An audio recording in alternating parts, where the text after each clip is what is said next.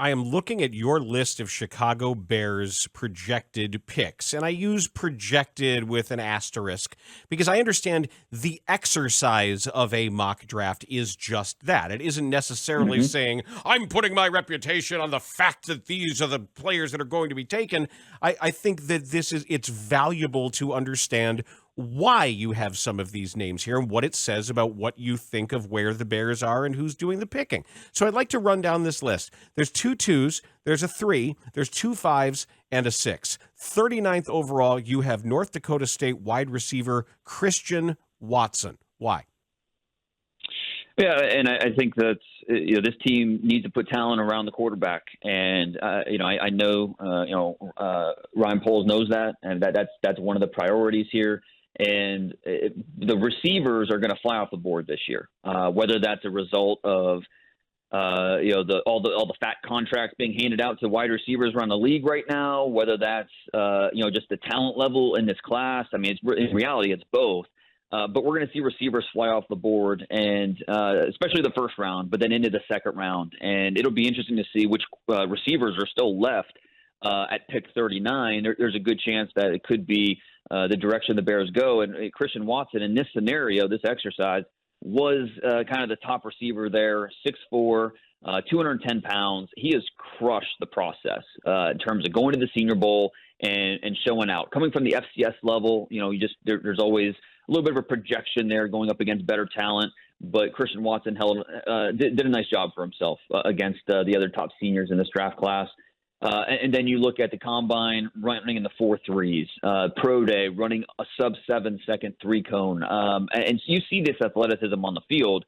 Does he need to be a little more detailed as a route runner? Yes. Does he need to be more consistent as a finisher down the field? Yes.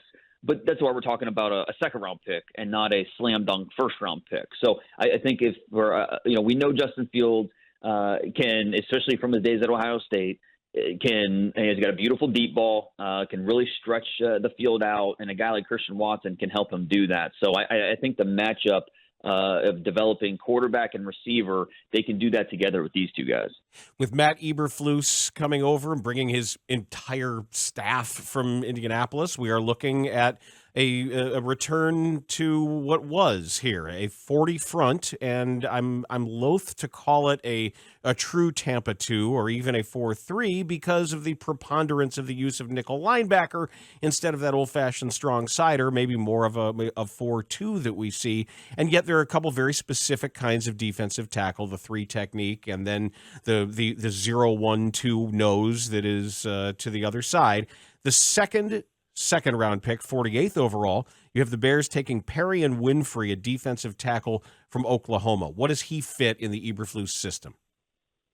Yeah, and Winfrey played more of like a nose guard in Oklahoma's 3-man front, their hybrid front that they run, a lot of slanting, and it was really kind of out of position for him. I think Winfrey's at his best when he can as a 3 technique over the B gap. Where he has options, where, he can, look to win the gap with quickness.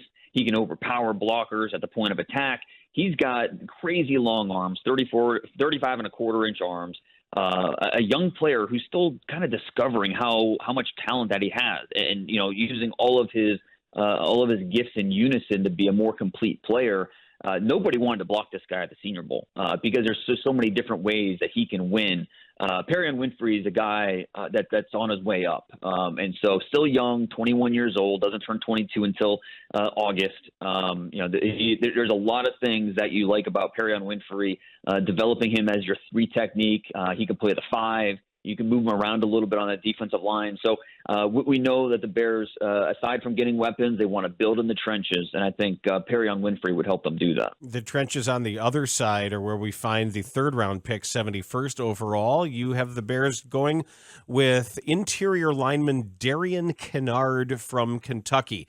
Is he a tackle? Is he a guard? Can he play center? I don't think he could play center, but I do think he does give you that guard tackle flexibility. He was a tackle only in college. All 39 starts of his career came at tackle. Initially, he was a left tackle. Then they moved him to right tackle the last 3 years. he could probably stay there if you wanted him to, but I think this guy could be a really outstanding guard. And he's got that physicality to him, the bully mentality. He's a wide blocker.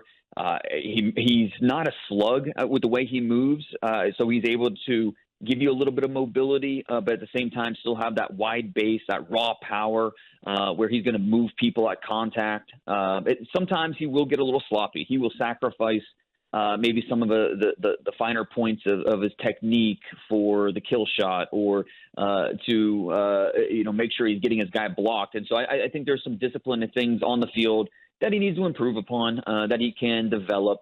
But I think this is a player that has a lot of things that you like about him, especially in the run game, the nasty play temperament, the aggressiveness. That's, as you're building a culture, as you're building, a mentality, especially in your offensive line room, this is the type of guy you want in there. You want a part of that rebuild. Running back Kyron Williams from Notre Dame is familiar to many people listening to your scouting reports here. You have him as a fifth rounder, 148th overall. Yeah, it just gives you a little bit of diversity out of the backfield. I think he's not a big guy. He's under 200 pounds. He's not going to give you a ton as that true inside runner, getting you those tough yards. But as a change of pace player, as someone that you can bring in on passing downs, he's a very instinctive pass blocker, and we know how important that is at the NFL level. Coaches have to be able to trust you as a running back when you're out there, not just when you're handling the football and ball security, choosing the right lane, trusting your blocking scheme, but without the ball, in terms of understanding where the pressure's coming from, understanding the blitz and what defenses are trying to do to be in the right place at the right time to give your quarterback those extra half seconds in the pocket. Kyron Williams can do that for you. He also is a big-time player in the passing game as a pass catcher, whether it's angle routes, Texas routes, wheel routes. He's very, very efficient from going from route runner to pass catcher to after the catch. It looks very natural to him, more so than other running backs. And so you add him to the mix. It's just another weapon for that offense. A guy that has a lot of similarities to James White, what he did for so many years with the Patriots. He gives you that type of versatility in the backfield. And he sounds like one of these guys you just can't cut. That coach, no matter what, that coaches are going to say, yeah, I can trust him. And if he's also a core special teamer, that sounds like something that this roster desperately needs. The Notre Dame coaches just rave about this guy in terms of exactly what you just said, but also the leadership, how he carries himself, the football character. So this is not a hard sell in the war room if you need a guy fitting this type of profile. Cornerback Cordale Flott of LSU, fifth round, 150th. How do his skills fit the typical zone corner that we think we're going to see under Eberflus? Yeah, and Flott was really a versatile corner for LSU with the way they used him, because he kind of mostly played in the nickel. But they did give him snaps as outside corner in the box, a little bit of safety looks. And so, you mentioned how, the zone coverage and the nickel looks and how they're going to do that. I mean, Flott gives them options. A guy that can play outside, but he can also give you snaps in the nickel. That inside-outside versatility is key. He's a good athlete. He's a really slender player, really skinny player. And so that worries you a little bit in terms of, the run defense, holding up and run support. But there's something there with him that I think, he has yet to play his best football. He's one of the youngest players in this draft class. Is not, legally able to drink until August, and he's still only 20 years old, very, very young. So you're getting a guy that you can build and develop in the secondary. And, at this point in the draft, we're talking about a fifth round pick. Guys like this are the type that you throw those darts at. You draft for traits, and we're going to learn about that from when Ryan Poles decides to do that. We're talking with Dane Brugler, NFL draft analyst for The Athletic, creator of the definitive draft guide, The Beast. The last pick for the Bears is a safety in your mock out of Auburn on the all-name team for the 2022 NFL draft, Smoke Monday. We enjoy our Bears Mondays. We may have to have Smoke Monday, Bears Mondays if he makes the team. What is he?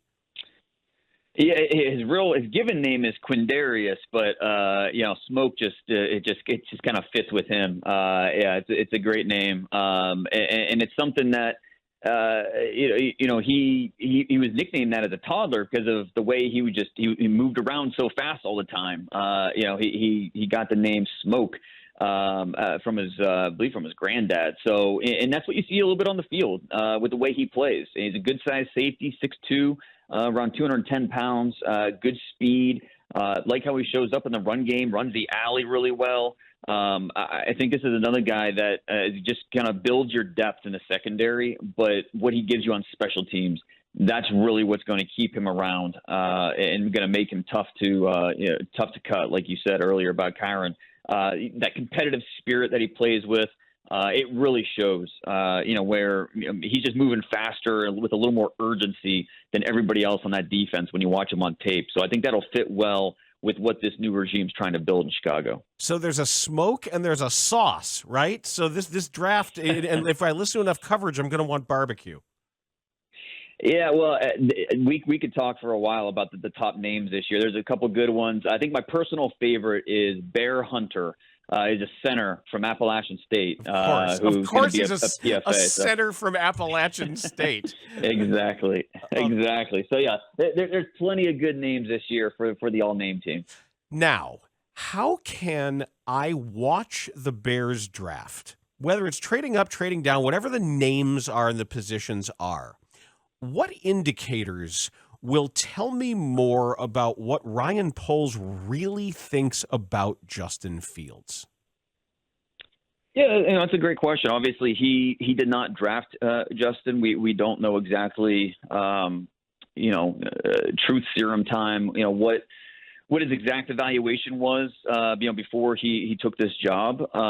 But just understanding, Ryan was in Kansas City for a long time, so he learned under a lot of different decision makers, John Dorsey and Chris Ballard, and then of course with Brett Veach. And so, those three guys are very different with how they, look at talent, their philosophies on building a roster, building a culture.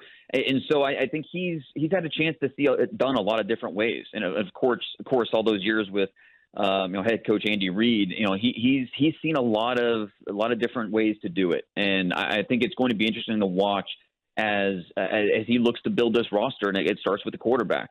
He knows he has a chance to have some of the special here with Justin Fields. I think that's safe to say. But how does he build the offense around Justin? Is the priority going to be offensive line? Is it going to be to get him more weapons? In a perfect world, you're doing both. You're doing everything you can, but there might be a point in the second round, especially with having 2 second-round picks. Does he get the urge to trade up and get maybe say he has a first-round grade on Jahan Dotson, the wide receiver from Penn State? Say he slips a little bit. He's available in the early second round. Do you trade your second and third to go up and get him, knowing you have another second you can fall back on to address offensive or defensive line? Or do you think this is still early? I'm just let's stay pat. Let's wait and see who falls to us.